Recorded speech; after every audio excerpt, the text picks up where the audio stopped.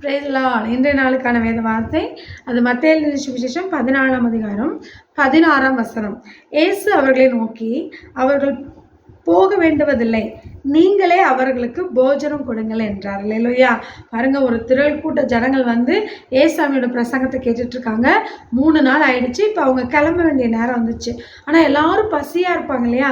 சீஷர்கள் வந்து அவங்கள அனுப்பிவிட்டுலாம் அப்படிங்கிறார். ஆனால் ஏசு சொல்றாரு, இல்லை அவங்கள போக அனுப்ப வேண்டாம், அவங்களுக்கு நீங்க சாப்பாடு கொடுங்க அப்படின்னு சொல்றாரு. எப்பொழுதுமே ஏசு சாமி மாதிரி கரிசனை உள்ளவங்க யாருமே இருக்க முடியாது. அவர் நம்ம மேல கரிசனை உள்ளவராக இருக்கிறார். அதனாலதான் வசனம் சொல்லுகிறது, தாயும் தகப்பனும் என்னை கைவிட்டாலும் கர்த்தர் என்னை சேர்த்துக்கொள்வார். உலகத்துல தாய் தகப்பன், கணவன் மனைவி, பிள்ளைகள் எல்லாருடைய அன்பும் ஒரு கட்டத்துல மறைந்து போயிடும். ஒரு பக்தன் இவ்விதமாய் பாடுகிறார், கணவனின் அன்பு ஒரு நாள் அது கரைந்தே போய்விடும், மனைவியின் அன்பு ஒரு நாள் அது மறைந்தே போய்விடும், பிள்ளையின் அன்பு ஒரு நாள் அது பிரிந்தே போய்விடும், தகப்பனின் ஒரு அன்பு தளர்ந்தே போயிடும். அல்லேலூயா. தாயின் அன்பு மறைந்து போகும்.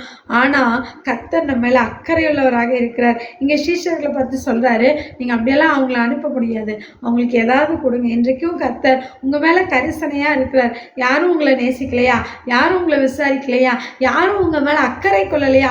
கவலைப்படாதீங்க. கர்த்தர் உங்கள் மேல் அக்கறை உள்ளவராக, கரிசனை உள்ளவராக இருக்கிறார். ஹல்லேலூயா.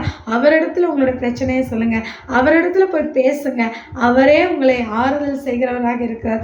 அவர் உங்களுடைய மன காயங்களை ஆற்றுவார், உங்களுடைய தேவைகளை சந்திப்பார். அவர் உங்களை விசாரிக்கிறவராக இருக்கிறபடினாலே உங்கள் கவலைகள் எல்லாம் அவர் மேல் வைத்து விடுங்கள். கர்த்தர் உங்களை ஆசீர்வதிப்பார். ஆமென். God bless you.